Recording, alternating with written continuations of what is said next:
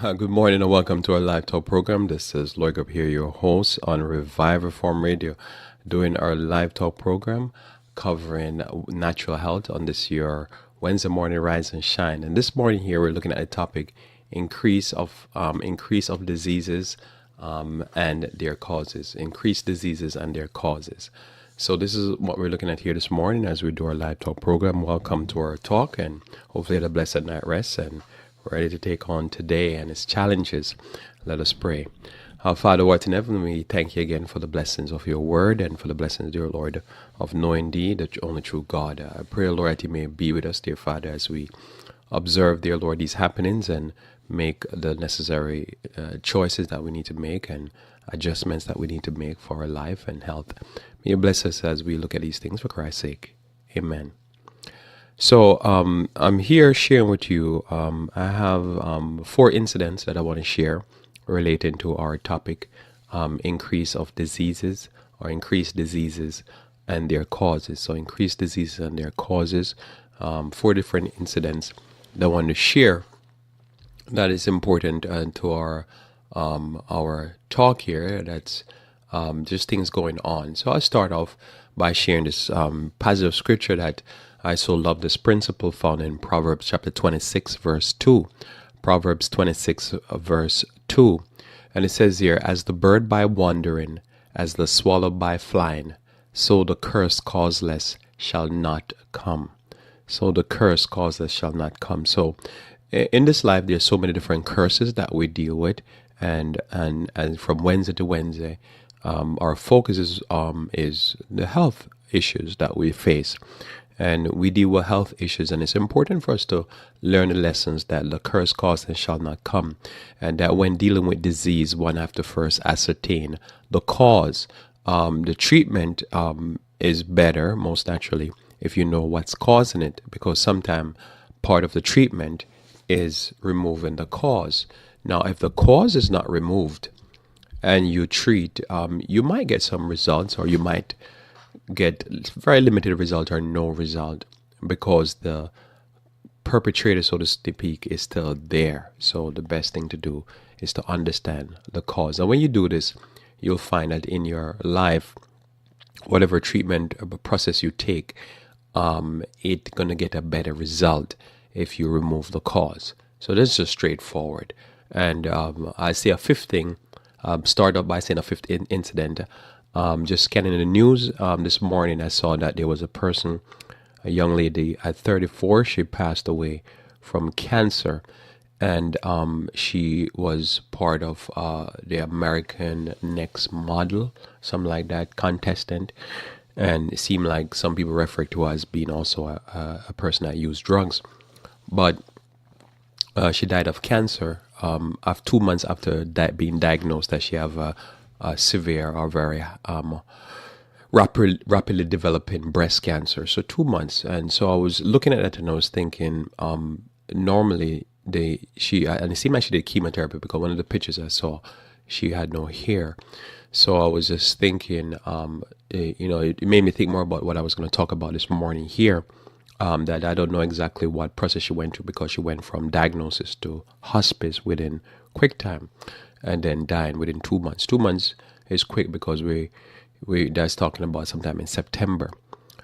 She had that diagnosis. So when you think about something like that, you think about sometime it doesn't matter. I do believe in going the natural route, but for me, it's the main important thing for you and I to understand that whichever route you go, if you go conventional or natural, it's always important, whatever you're doing, to don't play with the cause. Remove the cause. It will help your whatever modality you use to work better, because the body does not to deal with the constant barrage of the lifestyle. So if a person came down with that and they say I have 2 months to live, I'm going to be like, man, take a shot at it. Whatever you're going to do, first thing you need to do is remove all the cause, the known cause, from your lifestyle. Somebody said, well, that's just too little too late. It doesn't matter to me. When somebody wants to live, fighting is worth it. Fight till the end. And so the person wants to fight, that would be the first process. So I'm just saying that, didn't plan to talk about that or mention that, but just it, gave me that sad feeling because most naturally, you got to remove the drugs. If that was something that she was continue doing, and you got to, according to what people are saying online, allegedly, and then you got to remove the other dietary factors that normally brings on. And then if the person was on what you call like birth control, they got to get off of that because the birth control hormones mess with any type of the reproductive system, period. And that would be my process. Just remove all the cause, the known cause, the cause that are scientifically been proven. Get off any high blood pressure medication. I mentioned that also, that last week again, I'd cover a few weeks back that they had recalled some of the high blood pressure medication because they were contaminated, and it had a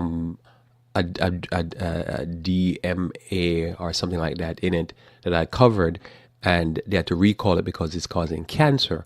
Well, the problem is that they recall again, so that means more people were exposed to this cancer-causing thing. And from what I'm hearing, I heard a personal testimony from somebody I knew last week. I think it is. I heard a testimony, or when I say testimony, somebody was relating to me, somebody I know that basically came down with a blister from using that drug.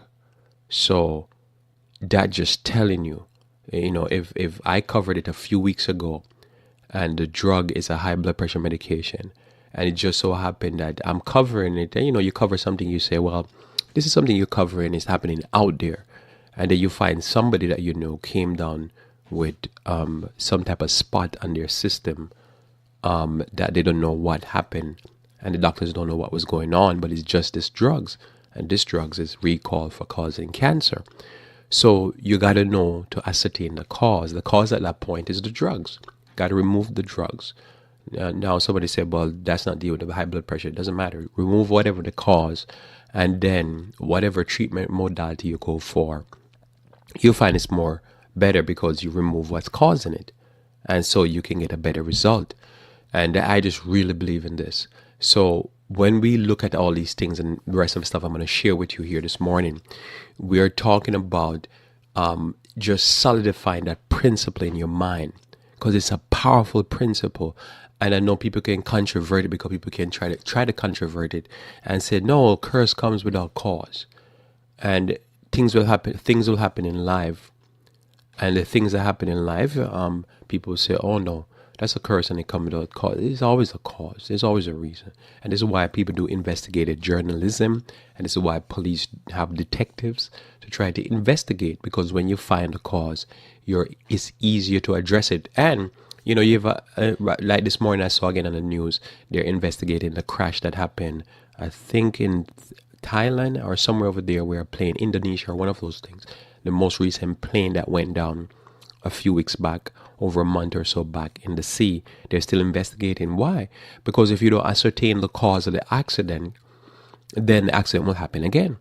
So you got to know what caused it. And so this is why NTSB and all the all these different FAA, I think it is, they do all this investigation because they want to know. So in your life, whatever disease you're dealing with, whatever trouble you're going through, health-wise, it's important for you to dig a little bit deeper. And so the things I'm going to share with you, the rest of the stuff here is going to elaborate that or illustrate that. Dig a little bit deeper. Keep find out what foods you're allergic to, what things you do that exacerbate your problem, and then deal with it. If you don't, I'm going to tell you what's going to happen. Your problems are going to get worse because the cause is not taken care of. And remember, so it is in the natural, it is also in the spiritual. Whatever moral problem, whatever social problem you're having, pinpoint the cause and get rid of it. I'm going to tell you, the moment you get rid of it, it's like the air got pulled out, and you can just relax. And then you can try to now apply some remedy, but remedy without removing the cause does not work. So I'll read it again for you before I mention the next it. So Proverbs 26 verse 2, as the bird by wandering, as the swallow by flying, so the curse causeless shall not come. it shall not come. There's a cause to it. There's something. The manufacturer did something. They cut corner somewhere. Something went on and there's an accident. There's something happened. Some poisoning happened. You find out, you deal with it, and you start to find, wow, I'm getting some relief. You add some remedy to that, whether it be natural or unnatural, you're going to get better results because you already dealt with the cause. Now, if you find some really good natural remedy and add it to it, it's going to work. Now, somebody will say, well, I tried natural, it didn't work. Yeah, because you didn't remove the cause. You can't be sick and eating steak.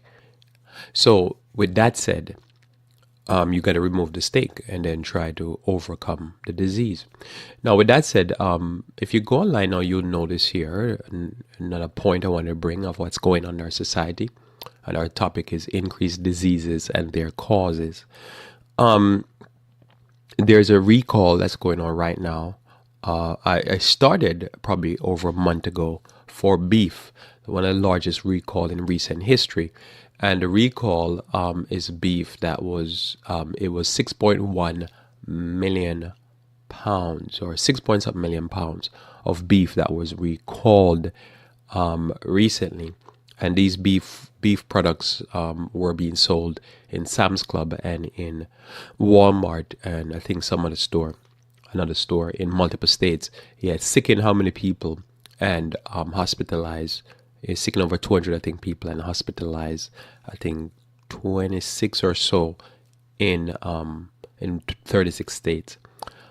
This is not the largest beef recall, but what happened now, as of yesterday, they have expanded the recall and they've pulled again another, I think, over almost 6 million. So the total number is 12.1 million pounds of beef have been recalled. That's trailer after trailer loads of beef have been recalled, or beef products. So this recall is going on right now, and so they're saying either to dump the beef or to return it to the store. Most naturally, a lot of that beef has been processed and is already in the septic or the sewage treatment plants around the country. And probably people have already been sickened by it or died. Because remember, many times a person gets a stomach virus, they'll treat it themselves probably with some Pepto-Bismol. Or if they're knowledgeable about natural, they'll do probably some charcoal. And they'll go through the sickness and then, diarrhea, vomiting, fevers. And then they overcome it. And many people don't really go to the doctor. So we don't know what the effect of this. And probably if a person has weakened immune system, they probably already is buried. So, but for your knowledge, if you do still partake of animal products, it's important for you to discard it or return it to the store, especially if you bought it from Walmart or Sam's Club. So that's important. So when we look at this, the increased diseases and their causes, it's important to know that these things are just not happening like that. As I say, there might be some diseases, as one of them I'm going to highlight this morning, that is difficult to ascertain what's causing the disease. But there's a process, and this is why investigators are paid to go find the process. So in your understanding, it's important to know there's a cause. So you're having a fever, you're having a stomach virus, you're vomiting, diarrhea. Find the cause. There's something. And the more you find the cause, the more you drill down some food you're eating, something you're doing, you'll find that it's easier to eliminate the cause than even to treat. Because many times with many things that happens to us, it's not something that needs to be treated. It's per se, well, when you're having a disease, you need to treat it. But it's something that you need to avoid. So if you don't know the cause, you can't avoid. But the moment you find the cause, you start to avoid. As I say, any treatment will work. And to make this even clearer, so the principle is more solid in your mind, so you can take care of your health, is that when you're looking at cause and diseases, remember there's two types of diseases. There's diseases that are convection or vectors. You catch it by communication or contact. So you breathe it in the air, or you touch a surface, or you interact with a person that has the disease or a thing. And then there's diseases that are lifestyle. In other words, the body's under pressure. And so the pressure creates a disease in itself. And so you have to know the diseases are not all the same. There's things that are genetical problems. You're born with it. There's things that are weaknesses. There's things that are, again, they're food borne. There's things that are lifestyle practices and so forth. So the gamut, we have it here this morning. So dealing with that, and as I say, fix your mind in this principle, meditate upon it, think on it, and then think about whatever weakness you experience. And then ask yourself the question, is that necessarily a genetic weakness, or is it a weakness because of something you practice? You could have a back problem, and somebody say, well, it's a curse. My back problem is a curse in my life. And I'm like, it's true. I could imagine, because I feel pain in my back before. But when you look at all the back problem, the curse does not come causeless. And so you got to ascertain, is it your posture when you're sitting down? So as I'm thinking about this, I just straighten my back up a little bit more. So is it your posture when you're sitting down? Is it because probably your stomach is too large, you have too much fat in your abdominal area, and it is sending your spinal column out of line? Or is it something you were just born with? That has to be ascertained, because if it's something you're born with, then you have to now watch what you do to aggravate your back. If it is something that is your stomach has too much fat, then you're going to have to start working on removing that belly fat. If it is your posture, then you have to start working on readjusting and aligning your posture, and probably get some device to try to straighten you up. All of this is just simply ascertaining the cause. And the moment you ascertain the cause, then treatment is either less necessary, you need less treatment, or is no treatment. As I say, you could put a back rub to try to deal with the pain. You could take shots in your back. You could do all that stuff, or you could just deal with the cause. I'm always for dealing with the cause, and also treating, because pain has to be dealt with. But it's always best that even while you're dealing with the pain, so you go to the doctor and they give you a shot in your back to take down the inflammation and deal with the pain. You don't just sit there and take the shot in the back. Go ahead and take the shot, so to speak, but start to deal with the cause. Because they say if you're in pain, there's nothing like pain. Just deal with the pain. But please, don't just sit there and just say, oh, well, I got that shot in my back. No. Start your exercise. Start eating better. Start aligning your back better. Start going to a chiropractor. Do a little bit more, and God will bless your effort. So the next thing I want to share with you is the latest Ebola outbreak. It's an article now. The latest Ebola outbreak is now the worst after West African epidemic. Who says 426 people have been infected with no end in sight. I think they do have an end in sight, but this could keep going. So this is from Associated Press, Johannesburg. The World Health Organization say Congo's deadly Ebola outbreak is now the second largest in history, behind the devastating West Africa outbreak that killed thousands a few years ago. World Health Organization Emergencies Chief Dr. Peter Salama late Thursday called it a sad toll as Congo's health ministry announced the number of cases has reached 426. That includes 379 confirmed and 47 cases, and 47 are probable cases, with 242 deaths. Attack by rebel groups and open hostility by some wary locals have posed serious challenges that Ebola workers say they have never faced before. Many venture out on critical virus containment work only with the accompaniment of UN peacekeepers, while gunfire echoes daily. So remember, just for a point of reference, and the article bring this up but so that you can think about this while I'm reading the rest of the article, that the Central African Republic, or Congo, I can't remember what this used to be called, it is it's a war zone, war over mineral and war over silliness and stupidity. So this is what's going on over there, just a lot of craziness. As you know, in Matthew chapter 24, Christ says that in the last years be war, famine, and pestilence. War bring famine, and famine bring pestilence. So you're in a war zone, one of the most fertile places in the world, not just with minerals, but with trees. Not just rich with minerals, but rich with plants and soil. And yet in this very fertile place it's like one of the most cursed places, like sin in the Garden of Eden almost. So here we have this thing going on. So while there's an outbreak and people dying from Ebola, there's people fighting.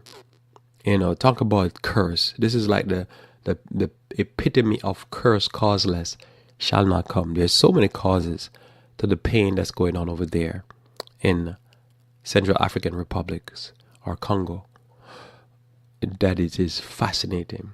So imagine they're trying to contain the disease so it doesn't spread more. And while this is going on, gunshot is ringing out and I've tried to avoid being shot. You talk about a baptismal of fire. Continue reading. Salama predicted this month that the outbreak in northeastern Congo will last at least another 6 months before it can be contained. The West Africa Ebola outbreak killed more than 11,000 people from 2014 to 2016. An outbreak in 2000 in Uganda sickened 425 people and killed 224. And it was until now the second worst outbreak. So that's a massive death rate. Talking about 1 in 2 almost, or dying, a little bit over 1 in 2 dying who contract the disease. Day by day, reports by health organizations note one new difficulty after another for the Ebola outbreak in Congo, even as their work set milestones that have given new hope in the fight against one of the world's most notorious diseases.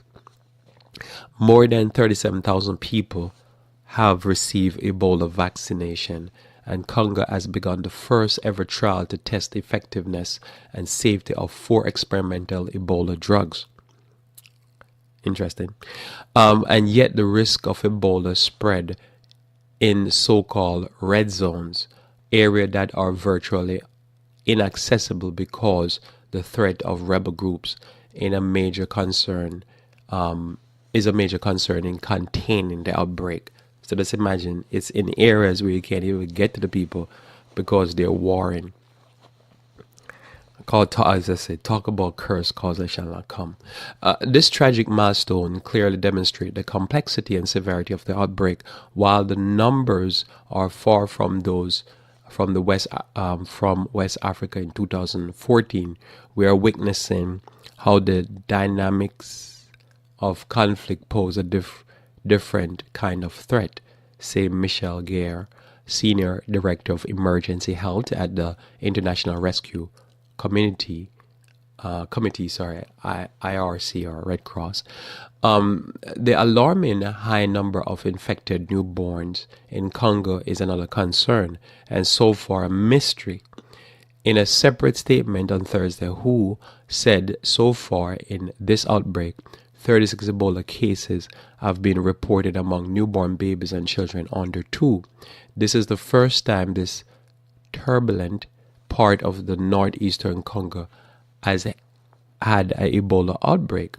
Congo Health Ministry have carried vivid accounts of residents spurred by rumors who have been trying to stop safe burial practices that halt the spread of Ebola from victims to relatives and friends.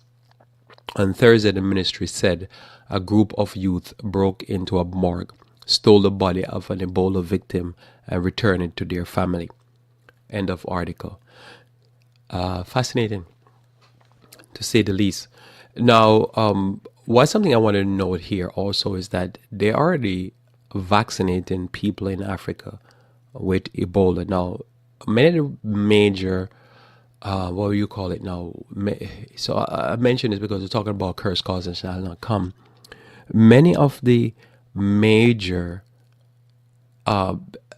drug development and research to deal with Ebola were spurred on 2013, 2014. That's just really 4 to 5 years ago, right? So this is what happened, and many of these companies had switched and started doing research in America and in Africa. Now, if you're familiar, we're just a lightly familiar with the development of drugs, you realize that from point of starting research to the point of bringing a drug to market and being FDA approved is normally take quite a few years. So the turnover time for this Ebola vaccination is quite rapid, and the efficacy and the testing, like if the HPV vaccination was rigorously tested, and the approval was given, and yet even that vaccine is being questioned in some quarters.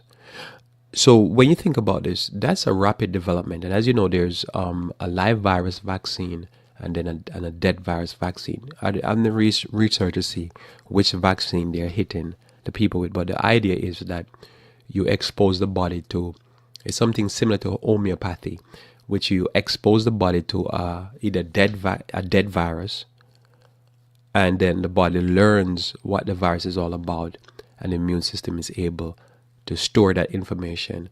And if the person gets exposed, the immune system is able to fight off whatever that virus is. The other way is to give a vaccine that is alive and again, but it's a small exposure, just small enough for the body to learn it and then kill it. As I say, now this has been tested, I think rigorously and approved, but they already approved it in Africa, and they're inoculating the people over there. And so this outbreak will be following it, and I'll be looking more into how did they bring these things to bear. Because remember, as if you listen to me and ever hear my philosophy, I believe that a lot of these things end up being experimented on third world nations before they're brought to bear in westernized nation. And many times these experiment goes bad, and where diseases are created by accident. So keep looking out for that. If you have any information with that, you can always send it over to me. I'm quite fascinated of how, because I remember these people, biotech company and various different companies, including some of the companies sponsored by Bill Gates, were rushing to get immunization to the people. But as you know, this can cause more problems than they would admit. So the curse causes shall not come. We always have to look at the cause, because sometimes the cause is come about even while people are trying to develop a solution. I read a text here that deals with the same problem in Isaiah chapter 30 verse 1. Isaiah chapter 30 verse 1, as we look at increased diseases and their causes. If you were, so it says, woe to the inhabitants, Isaiah 30 verse 1, woe to the rebellious children, says the Lord, that take counsel, but not of me, and that cover with a covering, but not of my spirit, that they may add sin to sin. So it's important when we deal with disease, as I say, in your personal, you listen to me, you can't really affect these people because they do their thing. But it's important when dealing with disease for your own personal self that you don't add sin to sin. In other words, two wrongs don't make a right. And so what you need to do is remove sin, and don't make another bad move. Like with sin, what we do when we do wrong as human beings, we try to cover. So a person steal and then they start lying, and then they want to murder somebody. And you say, why you want to murder the person? Oh, because I want to cover my sin. I'm adding sin to sin. Instead of saying, I did wrong, I better stop while I'm ahead. I put my foot in my mouth, I better take it out and then keep moving on. But we will try to add one problem to the next problem. Remember with Saul, King Saul of the Old Testament, he was in rebellion, and he went into deeper rebellion, and then even deeper rebellion, and then even deeper. He just kept on going deeper instead of pulling up and say, what, I did wrong, let's move in the right direction. So how to fix a problem is not to add more problems, is to pull yourself out. And many times you see a person is buried in problems, and instead of they pulling out, they just keep going deeper into problems. If you already developed diabetes, man, that's enough. Don't develop nothing else. Start work to overcome the diabetes. Don't have the high blood pressure to it, and then Start having problems with your eyes and circulate. Man, start fighting the opposite direction. Don't be adding one problem to the other. Start trying to fix the problem you have. Again, it's the same thing when it comes on to indebtedness. Same thing when it comes on to social problems. Don't make one bad social move and then go make a second. Back out. Don't increase, decrease. Praise the Lord. So, woe to the rebellious children, says the Lord, that take counsel, but not of me, and that cover with a covering, but not of my spirit, that they may add sin to sin. Don't cover, just deal. You know what I mean? Just deal. You don't have to do any liposuction. You don't have to do any, stomach surgery. Just go ahead and start fight that plate. Fight it every day. Fight it. War. Declare war on your plate. Not to devour what's on it, but to not devour what's on it. and you'll be all right. But don't cover with these surgeries and stuff like that. All right, so that's the Ebola outbreak. I want to share this other one here. This is entitled, this is now written by Maggie Fox over there at NBC News. And it's called Polio-like Disease Challenges Even Parents with Top Connections. And so this disease that you've been probably hearing about in the news, I just want to read a quick little article here on that. Dr. Riley Bove knows about nerve damage. She's a neurologist specializing in multiple sclerosis and trained at top medical schools. Yet Bove had to fight to get help for her son Luca in 2014 when he developed what now known as acute flaccid myelitis, AFM, acute flaccid myelitis, the polio-like syndrome that paralyzes or weakens muscle, sometimes permanently. Bove and two other parents describe their ongoing struggle with AFM, which is acute flaccid myelitis. From getting doctors to take their children's symptoms seriously to the day in and day out slog of treating children with crippling and irreversible nerve damage, they decry delays in research that could lead to better treatment and the continued lack of education about the problem across the medical profession. 4 years after it was first widely identified, acute flaccid myelitis remains a challenge to doctors and public health officials. The Center of Disease Control and Prevention said it looks very much like a virus, probably more than one, that is either attacking the nerves or setting off an autoimmune reaction that damages nerves. But the CDC says there is still not a single clear cause for the condition, which has been conclusively diagnosed in 116 patients so far this year. So I'll just pause there a little bit. So notice here, one of the problems that the CDC is having is actually to find out what's causing the disease. As I say, it's so important when you figure out what's the cause. And if you have repeated headache and you can figure out, oh, it's the chocolate. When I eat chocolate, I have headache. Well, boom, that's your solution. Now, I'm not saying that you can't take a painkiller or something, or some herbs like feverfew for the pain until the headache, until you figure out what it is. But the moment you figure out what it is power, because that's a starting point. You know what to do. And so the cause has to be ascertained. So increased diseases and their causes. This one here, they don't know the cause. I'll continue here. We demand more from the CDC with respect to rapid case ascertainment, including cases before 2014, and movement towards a vaccine. Bove and her fellow parents write in a letter to the journal JAMA Pediatrics.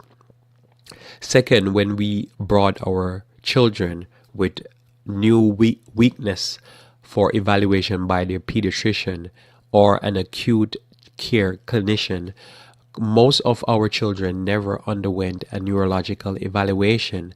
They added, acute limb flaccidity is typically obvious, yet many of us were told He is weak from his fever, or even it's in your head. This led to delay in evaluation, neuroimaging, and swabbing for possible infectious pathogens, which will be important at the time. Above, who has been in touch with hundreds of other parents, say her experience is typical. We all get sick. We all got sick. The whole family, the preschool, everybody got sick with fever and coughs and cold. Bob, now a neurologist at the University of California, San Francisco, told NBC News, we all got over it, but Luca's fever came back. He woke up with a very weak neck and right arm, Bob said. Bob was finishing her qualification at Harvard Medical School and knew these signs meant Lucas needed immediate medical attention, but she was so cautious about second guessing her child's physician and did not push back when Lucas' regular pediatrician seemed unconcerned. Quote, he was dizzy and weak. He couldn't climb onto the examination table in the doctor's office, Bob said. They still didn't do a neurological exam. So let's pause there again. So if you notice there that the whole family got sick, but it affected neurologically our young son. And so that's important because, again, when we're talking about it, I could see why at that point it would be the time to figure out what exactly did the whole family pick up. Because without figuring out what they had then, it'd be hard to figure out what exactly he caught, because he said the whole family got sick. Now, what did they eat? Was there other families in the location that they were at that got sick? Was there something going on probably in the food, in the air? Did somebody pick up something at the hospital and then brought it home? All these are questions that when you're trying to ascertain the cause has to be known, because they say everybody got sick. But what went down? What virus was floating around at the time? And why did it react that way in his body? All interested. None of it is answered in the article, but it's still interesting. So they didn't, which is strange anyhow. The doctor, the pediatrician, seen a child not able to climb up to the hospital bed. Probably should have really sent him to another hospital for more evaluation immediately. This kind of seemed out of place. So anyhow, when Lucas' symptoms failed to resolve as the day went on, Bob sent him back for a second check. Again, he was sent home. By that evening, she was worried enough to send a video to a friend at Boston's Children's Hospital. Acute flaccid myelitis, AFM, had been making headlines for several weeks, and friends immediately suspected it might be affecting Luca. That's when all the stops were pulled out. We got him into Boston Children's. Bob said, we got everything expedited, the diagnosis within 24 hours, started aggressive treatment, despite he started to get worse and worse. By the 8th day, he was paralyzed from head to toe. None of the treatments work. Doctors try steroids, infusions of antibodies, and a blood treatment called plasmapheresis, as well as an antiviral drug. It was months before Lucas could walk again. And now he has permanent nerve damage that has stopped the growth of his right arm and shoulder. He looks, Bob says, like a polio survivor, although the CDC and other experts are confident polio is not causing the syndrome in these kids. Now Lucas wears a neck brace and attends some sort of therapy 3 to 4 days a week. Physically, he can't keep up with his friends, Bob said. Bob wants parents to be on the lookout for what is still an extremely rare condition, only 444 cases has been verified since 2014, according to the CDC. We grieve those final days when our still normal children climbed their last playground structure and took their last run down the block or their last independent breath, Bob wrote, along with Erin Oliveira of Los Angeles, registered nurse whose son developed the syndrome in 2012, and Heather Werdal of Bremerton, Washington, whose son Hayden was affected in 2014.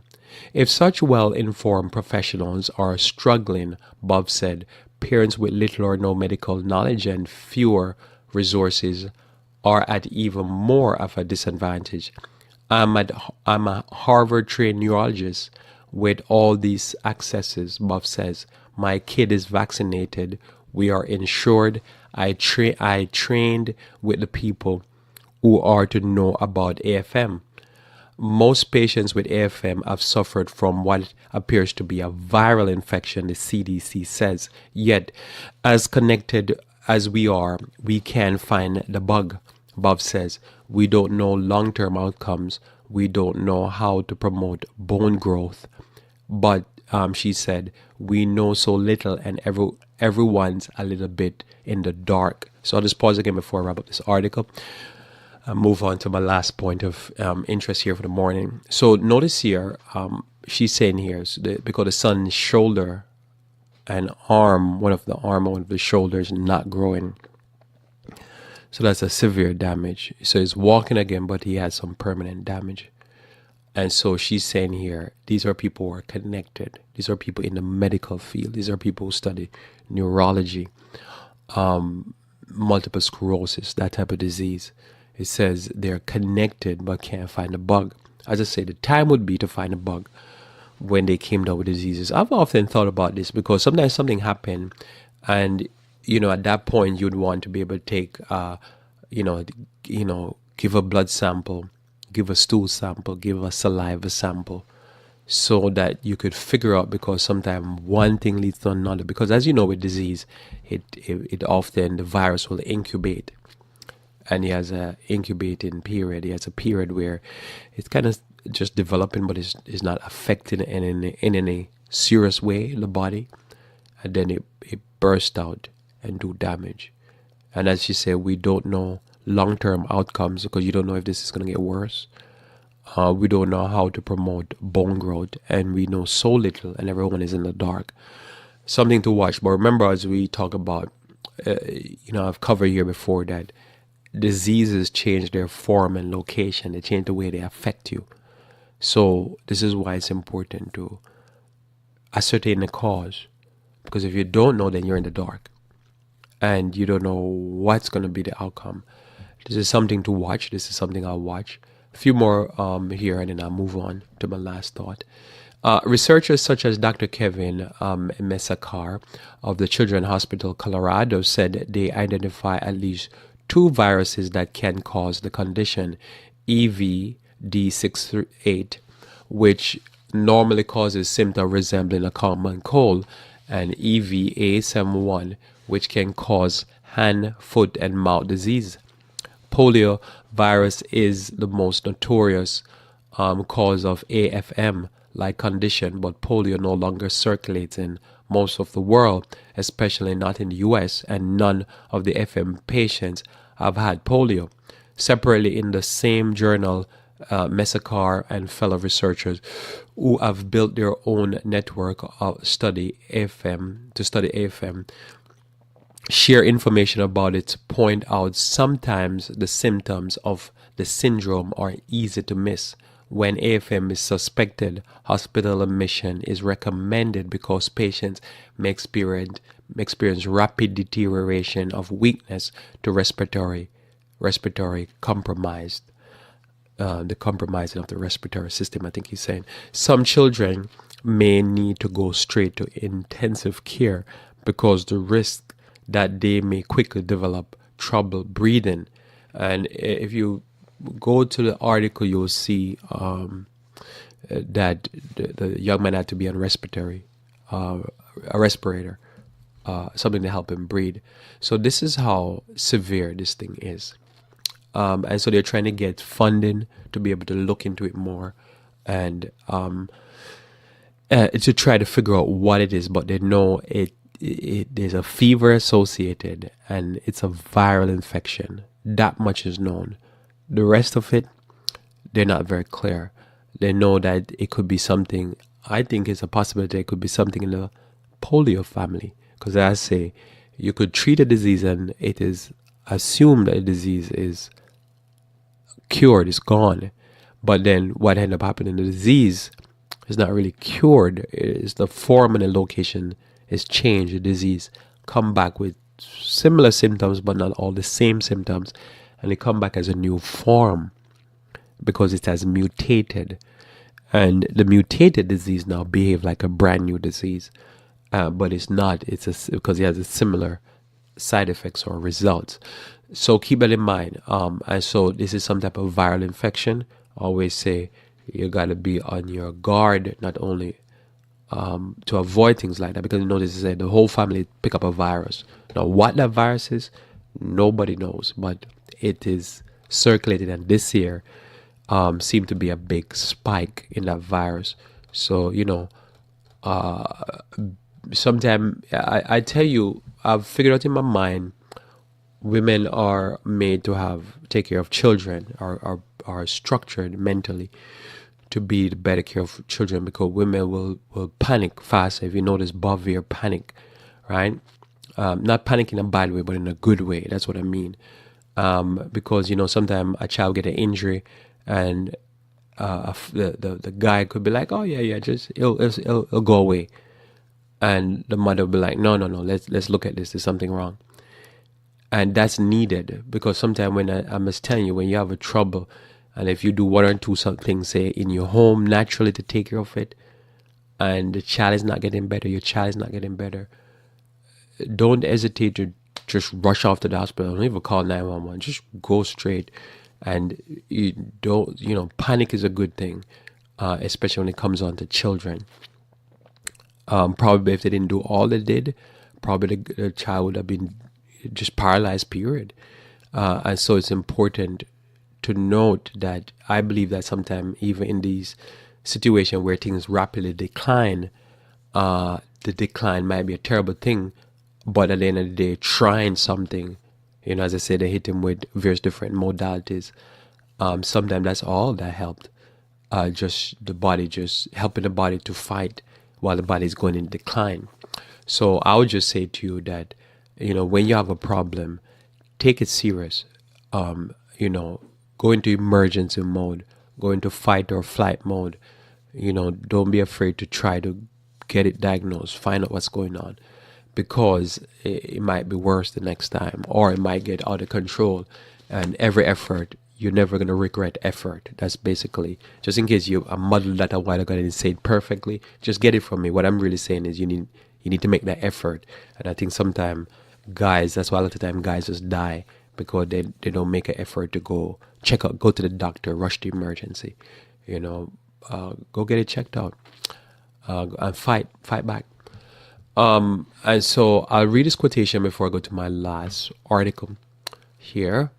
And it says, people need to know, this is a quotation written by Ellen G. White 100 years ago, 1905. And this is taken from the book Ministry of Healing. One paragraph I'll read and I'll move on to my last article. People need to be taught that drugs do not cure disease. It is true they sometimes afford present relief, and the patient appears to recover as a result of their use. This is because nature has sufficient vital force to expel the poison and correct the condition that caused the disease. Health is recovered in spite of the drug, but in most cases the drug only changes the form and location of the disease. Often the effect of the poison seems to be overcome for a time, but the result remains in the system and work great harm at some later period. So very important thought there from the book Ministry of Healing, page 127, written 1905.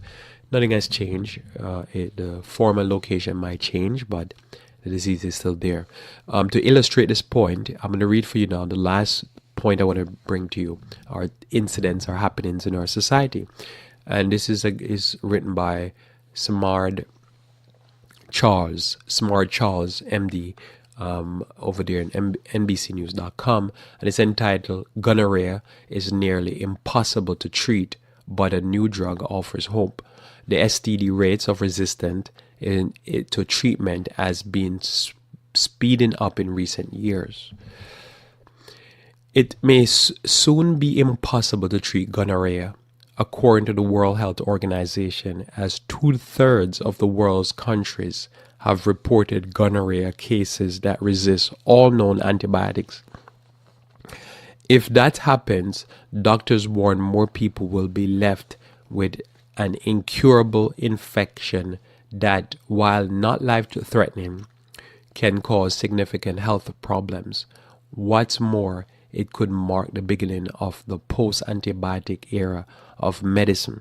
So if you've been following me here, you know I've often highlighted this, and gonorrhea is one of the examples that every year is becoming more scary, that's the way to say, because it's resisting all known antibiotics. And as I read to you a while ago, 100 years ago, it was said, drugs does not cure disease, it just change the form and location, right? So here the gonorrhea is morphing, and it is not being affected by any antibiotics. Continue reading here. The article says, but a new drug that specifically target antibiotic-resistant gonorrhea is giving researchers hope. Recent trials have shown that this drug is 96% effective at killing gonorrhea. The infection is widespread and intractable. In 2017, the Center for Disease Control and Prevention reported that gonorrhea was the second most common sexual transmitted disease in the U.S., with 555,608 reported cases.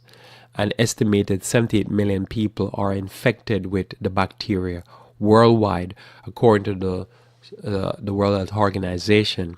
And this number may be much higher because underreporting remain a problem.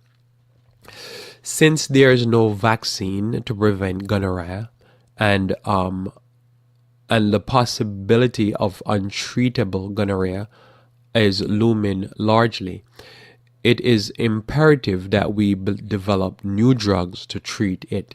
Dr. Stephanie Taylor, professor of medicine and microbiology at LSU Health New Orleans School of Medicine. With the world using the last viable batch of antibiotics to treat gonorrhea, the Global Antibiotic Research and Development Partnership, a drug-resistant initiative, has partnered with Entasis Therapeutics, a U.S. biotech company, to speed up the development of a new drug, zoliflodacin. In November, the last phase of the single-dose antibiotic trial took place, involving 650 people in Thailand, South Africa, US, and Europe. Researchers hope that the drug will be available to the public in 2023, the first new drug to treat drug-resistant gonorrhea in 2 decades. So a few years to go. So why has it taken so long for scientists to come up with a new treatment? The bacterium has steadily evolved to be less susceptible to the antibiotic used for treatment, says Dr. Edward Hook III, an expert on sexual transmitted diseases and a professor of infectious disease at the University of Alabama at Birmingham Medical School. The ongoing progression of antibiotic resistance has now been combined with a lack of alternatives. What makes gonorrhea so hard to treat is its ability to acquire resistant genes and mutations that enable it to survive and adapt to each new threat. Gonorrhea has another nasty advantage over other infectious diseases. The genes of other types of bacteria can lose resistance once they are not exposed to antibiotic. Gonorrhea holds onto its resistant genes. This complicates gonorrhea.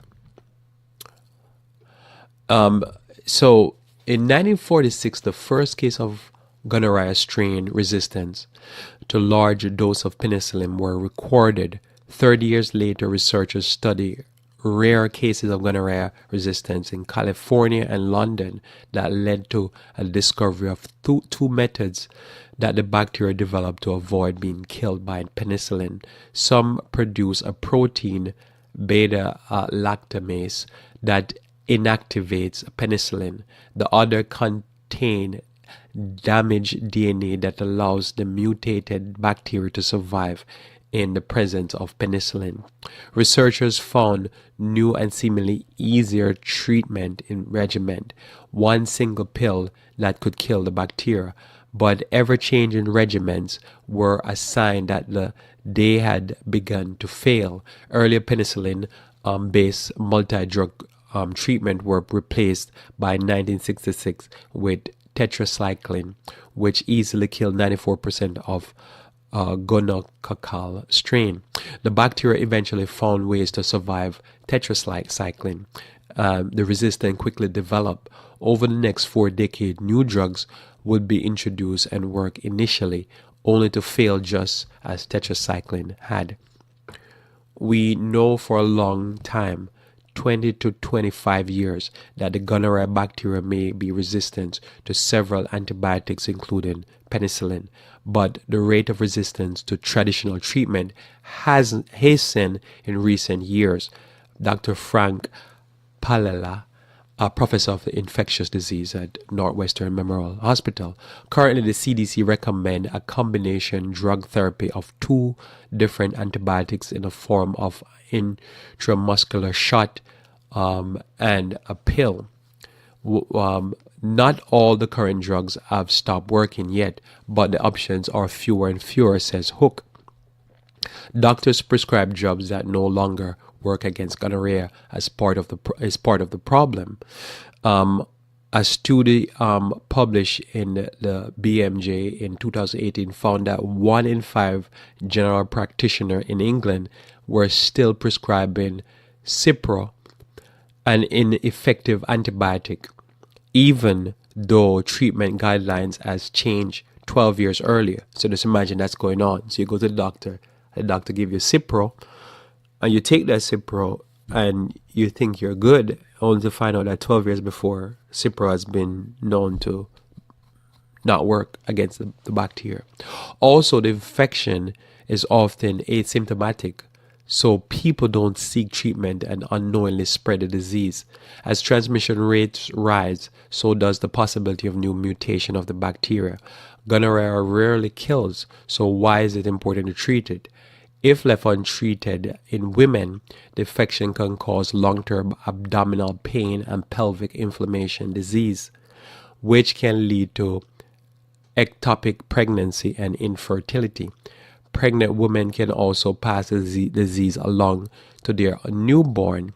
In men, untreated gonorrhea can cause epididymitis and inflammation of the small coil tube in the rear portion of the testicle, where the sperm duct are located. The condition is treatable, but it's not.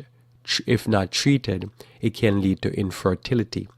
In rare cases, gonorrhea can spread to other organs. And common gonorrhea symptoms, before I close here, burning sensation, discomfort during urination, a thick yellow-green discharge from the penis or vagina. What is happening here? So they're trying to develop more, I guess, community awareness, and it's happening. It's increasing more. I'll read this last part here. Just watching my time, I realized I'm out of time. This last thing. Currently, 50% of STDs cases occur in youth, 15 to 24. That number may be higher in low socioeconomic groups and among gay and bisexual population, along with men who have sex with men. Women aged 20 to 24 are the highest risk of contracting STD. And when you look at the chart, if you have time to look at this article, you'll find that the larger, men have it more than women, because again, gay men and stuff like that. And then also a lot of this is happening with young people. It started off primarily with female, and then it goes to male. So quite young female, 10, or I think 12 to 14, and then teenage and in the 20s. So most of the people contracting this are younger people. And by the time they get older, it tapers off. And so, again, increased diseases and their causes. You got to know what's increasing the diseases and what's the cause, and all of that stuff. Your practice, what you do to prevent, ascertain the cause, and avoid the cause is the greatest thing you can do all the time. So God bless you. Let me pray. Our Father who art in heaven, I thank you again for your mercies and your love. Pray that you may be with us, dear Lord, that we might always ascertain the cause, seek out the cause, and then try to deal with whatever have happened to us. May you bless us, dear Lord, and give us wisdom how to deal with these diseases and many other. This is my prayer in Jesus' name. Amen. Thanks for being with me here on Revival Forum Radio. Looking forward to talking to you again live tomorrow morning, where we should talk about current events. Until then, I pray that you may continue to walk with the King.